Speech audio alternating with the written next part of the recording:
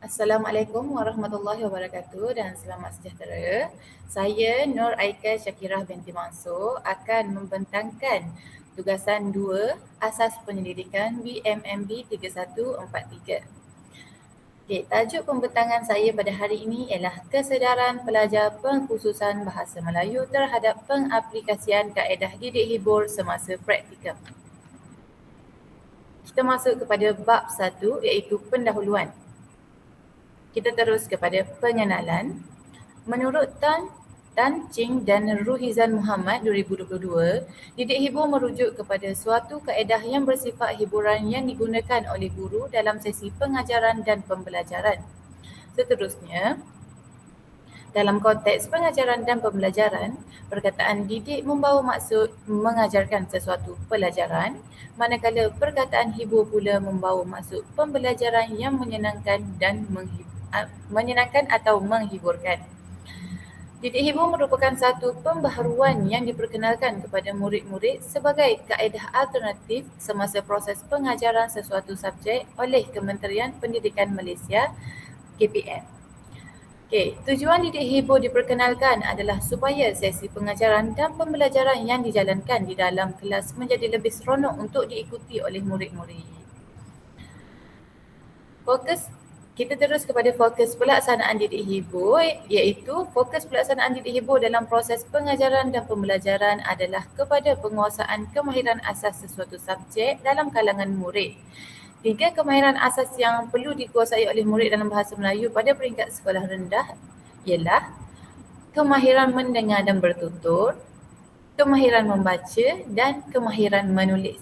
Ketiga-tiga kemahiran asas utama ini adalah penting bagi seseorang murid untuk menguasai bahasa Melayu. Seterusnya, kita masuk kepada pernyataan masalah. Pernyataan masalah yang dapat saya senaraikan di sini terdiri daripada 3, iaitu yang pertama, kurang pengalaman mengajar dan masih mengamalkan kaedah pengajaran tradisional. Yang kedua, lebih selesa menggunakan kaedah pengajaran yang lama, iaitu dengan menggunakan buku teks bahasa dan papan tulis di dalam bilik darjah. Dan yang terakhir, iaitu yang ketiga, ialah sikap guru yang sentiasa tegas dan serius semasa mengajar bahasa Melayu. Okey. Kita terus kepada tujuan kajian. Okey, kajian ini bertujuan untuk meninjau kesedaran pelajar Institut Pendidikan IPGKIK pengkhususan bahasa Melayu tahun 3 terhadap pengaplikasian kaedah didik hibur semasa menjalani praktikum fasa 1. Seterusnya, kita terus kepada objektif kajian. Okey, objektif kajian yang dapat saya senaraikan adalah 3, iaitu yang pertama, menilai tahap penguasaan pelajar bahasa Melayu dalam mengaplikasikan kaedah didik hibur dalam pengajaran dan pembelajaran bahasa Melayu. Seterusnya, mengenal pasti kekerapan pengaplikasian kaedah didik hibur oleh pelajar bahasa Melayu dalam pengajaran dan pembelajaran bahasa Melayu. Dan yang terakhir ialah mengenal pasti cabaran yang dihadapi oleh pelajar bahasa Melayu dalam mengaplikasikan kaedah didik hibur dalam pengajaran dan pembelajaran bahasa Melayu. Kita terus kepada soalan kajian.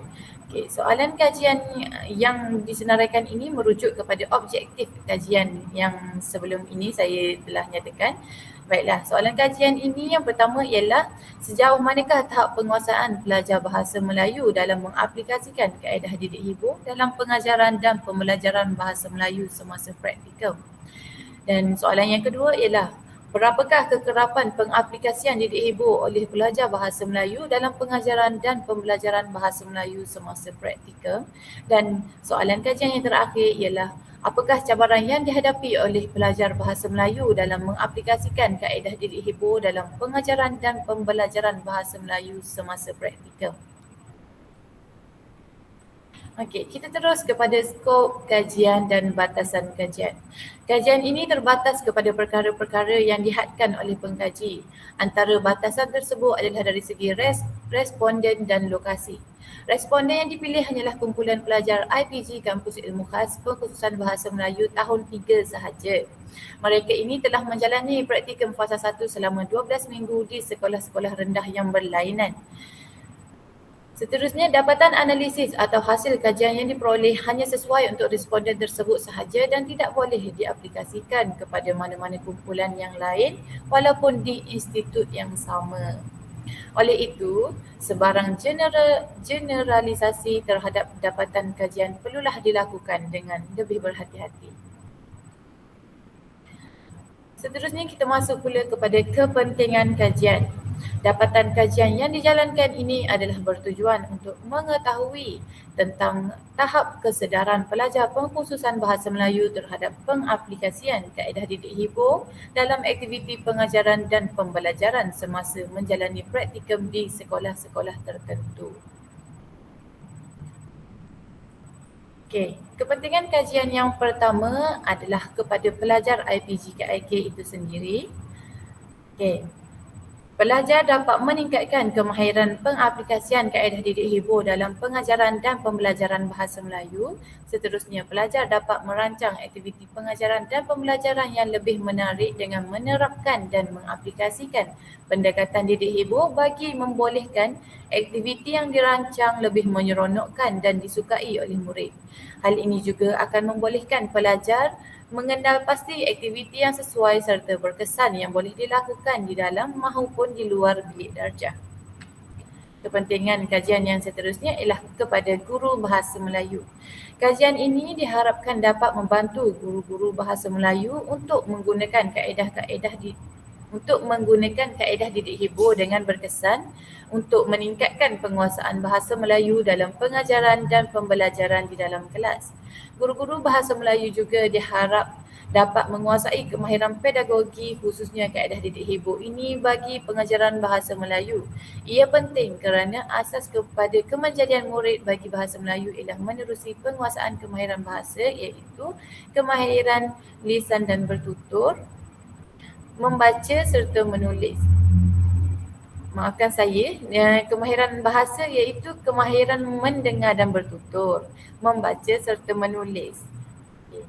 Diharapkan kajian ini juga dapat memberi idea dan gambaran yang lebih jelas kepada guru-guru bahasa Melayu untuk menambah baik pengetahuan kandungan kurikulum dan kompetensi pedagogi berkualiti supaya kekal relevan dengan keperluan semasa berkaitan penggunaan kaedah didik hibur dalam pengajaran bahasa Melayu. Seterusnya kita masuk kepada definisi operasional. Definisi operasional ini akan menjelaskan perkataan tertentu dalam kajian di mana perkataan tersebut meragukan pemahaman, bukannya mendefinisikan tajuk kajian. Cara untuk mendefinisikan adalah dengan memilih perkataan tertentu ataupun kata kunci dalam kajian dan mendefinisikan mengikut sumber-sumber yang betul. Okey. Perkataan yang pertama ialah didik hibur. Menurut Kamus Dewan edisi keempat, didik didefinisikan sebagai pelihara, jaga dengan berhati-hati dan ajar. Manakala hibur pula didefinisikan sebagai menggembirakan atau menenangkan. Okey. Oleh itu, didik hibur dapat dirumuskan sebagai satu pendekatan dalam proses pengajaran dan pembelajaran yang berhibur seperti bersifat permainan, santai, nyanyian, bercerita, lakonan dan puisi secara sistematik dan terancang. Perkataan seterusnya ialah perkataan pelajar. Menurut Kamus Dewan edisi keempat, pelajar merupakan individu yang sedang menuntut di sesebuah institut atau universiti atau dikenali juga sebagai mahasiswa. Perkataan yang seterusnya ialah murid. Murid, menurut Kamus Dewan edisi keempat, murid adalah orang atau anak yang sedang belajar atau berguru atau penuntut. Okey. Dan perkataan yang terakhir ialah pengaplikasian. Menurut Kamus Dewan edisi keempat, pengaplikasian merujuk kepada perbuatan mengaplikasikan sesuatu konsep, benda dan sebagainya. Pengaplikasian ini lebih kepada penggunaan ataupun penerapan sesuatu konsep pengajaran dan pembelajaran. Seterusnya kita masuk kepada bab 2 iaitu tinjauan literatur. Okey, kita terus kepada pengenalan kepada konteks. Kajian ini memfokuskan kepada kesedaran pelajar pengkhususan bahasa Melayu terhadap pengaplikasian kaedah didik hibur dalam pengajaran bahasa Melayu semasa praktikum. Menurut Zhong Yiping dan Muhammad Hanafi Muhammad Yasin 2019, didik hibur mempunyai ciri-cirinya yang tersendiri iaitu didik hibur merupakan kaedah pengajaran yang menyeronokkan kerana terkandung unsur kelakar, kecindan, estetik, permainan, muzik, lakonan dan sebagainya. Dalam konteks kajian ini, kesedaran pelajar pengkhususan bahasa Melayu terhadap pengaplikasian didik hibur dalam proses pengajaran dan pembelajaran akan diteliti. Kita terus kepada teori atau model. Teori yang akan digunakan dalam kajian ini ialah teori konstruktivisme. Teori ini dipelopori oleh Jean Piaget menerusi bukunya iaitu To Understand is to Invent, The Future of Education, yang menerangkan tentang pengetahuan seseorang individu tentang sesuatu perkara itu akan berkembang sekiranya mereka dapat memahami tentang sesuatu pengetahuan. Seterusnya, menurut Syahidah Nadia Zakaria 2015, pendekatan konstruktivisme ini diguna pakai dalam kajian bagi menentukan keberkesanan dari segi peningkatan prestasi pelajar. Oleh itu, teori ini akan digunakan untuk melihat bimbingan yang diperoleh oleh pelajar di IPG akan menimbulkan kesedaran dan mendorong mereka untuk mengaplikasikan didik hibur di sekolah. Seterusnya kita masuk pula kepada kerangka konseptual. Kerangka konseptual merupakan satu bentuk kerangka kajian yang menunjukkan gambaran tentang hala tuju kajian, format dan peringkat kajian yang bertujuan untuk menghuraikan idea-idea penting yang terdapat dalam kajian. Konsep-konsep ini melibatkan hubungan antara input, proses dan juga output dengan terperinci. Contoh kerangka konsep adalah seperti di bawah. Okay. Gambar rajah yang ditunjukkan ini merupakan contoh kerangka konsep. Baiklah, seterusnya kita masuk kepada bab 3 iaitu metodologi kajian. Kita terus kepada reka bentuk kajian. Reka bentuk kajian berfungsi sebagai panduan dalam sesuatu kajian untuk mencari jawapan yang jelas terhadap persoalan-persoalan yang terdapat dalam sesuatu kajian. Kajian yang dijalankan ini akan menggunakan reka bentuk kuantitatif yang menggunakan kaedah tinjauan sebagai kaedah utamanya. Penyelidikan kuantitatif berkaitan dengan nombor dan statistik amat sesuai digunakan untuk mengkaji sampel yang bersaiz besar. Dapatan daripada soal selidik yang dilakukan akan menjelaskan fenomena sebenar yang berlaku dalam kalangan populasi yang dikaji. Seterusnya kita masuk kepada persampelan. Baiklah, peserta kajian dipilih berdasarkan kriteria kajian yang sesuai dengan objektif serta tujuan kajian yang telah ditetapkan iaitu kajian tinjauan ini akan melibatkan seramai 72 orang responden yang terdiri daripada pelajar pengkhususan bahasa Melayu IPG Kampus Ilmu FAS ambilan Jun 2020 yang telah menjalani praktikum fasa 1 pada tahun 2022. Semua responden akan diedarkan dengan borang selidik bagi mendapatkan maklumat mengenai kajian yang sedang dijalankan. Seterusnya kita masuk pula kepada instrumen kajian. Instrumen ialah alat yang digunakan untuk mengukur data yang diperlukan bagi menjawab soalan penyelidikan yang telah ditetapkan.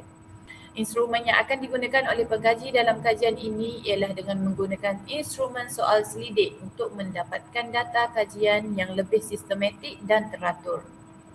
Hal ini kerana instrumen soal selidik ini boleh merangkumi bidang yang luas dan boleh dirangka dengan mudah.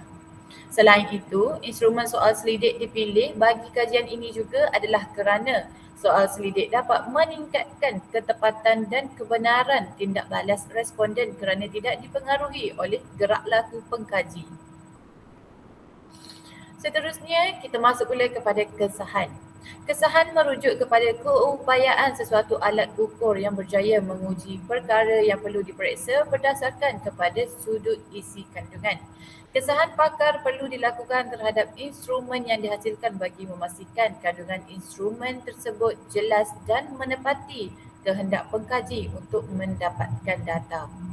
Oleh itu, kesahan tersebut perlu diberikan kepada panel yang berkelayakan, berpengalaman dan berpengetahuan dalam bidang kajian supaya item yang terkandung dalam instrumen pengkaji menepati matlamat kajian yang dijalankan. Dalam hal ini, pengkaji akan merujuk kepada pensyarah penyelia mengenai instrumen dan item soal selidik yang akan digunakan dalam kajian ini. Seterusnya kita masuk pula kepada kebolehpercayaan. Kebolehpercayaan pula merujuk kepada sejauh manakah instrumen kajian yang diedarkan dapat mencapai apa yang hendak dicapai. Hal ini juga dapat menilai berapa banyak kesalahan yang terdapat pada instrumen kajian. Seterusnya kita masuk pula kepada kajian rintis. Sebelum kajian sebenar dilaksanakan, pengkaji perlu menjalankan kajian rintis terlebih dahulu. Hal ini bertujuan untuk memperoleh kesahan dan kebolehpercayaan terhadap item-item yang terdapat dalam soal selidik. Menurut Meriam 2009, kajian rintis dilaksanakan untuk mendapatkan pengesahan terhadap kebolehpercayaan soal selidik yang dijalankan supaya hasil dapatan adalah sah dan boleh dipercayai. Kajian rintis perlu dilaksanakan mengikut prosedur seperti dalam kajian yang sebenar. Kajian rintis ini dijalankan bagi menentukan bahawa soalan yang diberikan kepada responden adalah sesuai dan mudah untuk dipahami oleh mereka. Baiklah, kita terus kepada proses pengumpulan data. Proses pengumpulan data merupakan salah satu aspek penting yang perlu dititik beratkan sebelum proses menganalisis data dapat dilaksanakan. Hal ini kerana pengumpulan data yang tidak tepat akan mempengaruhi keperluan data yang diperlukan oleh pengkaji. Data akan dikumpul dengan menggunakan instrumen soal selidik yang telah dibina oleh pengkaji berdasarkan kajian rintis yang telah dijalankan. Pengumpulan data menggunakan instrumen soal selidik ini bertujuan untuk mendapatkan keputusan yang relevan dalam kajian ini.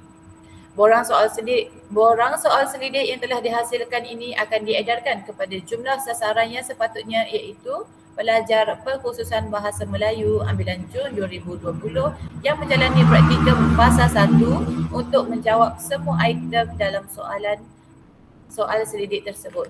Akhir sekali, semua data yang telah diperoleh akan dikumpulkan dan dianalisis.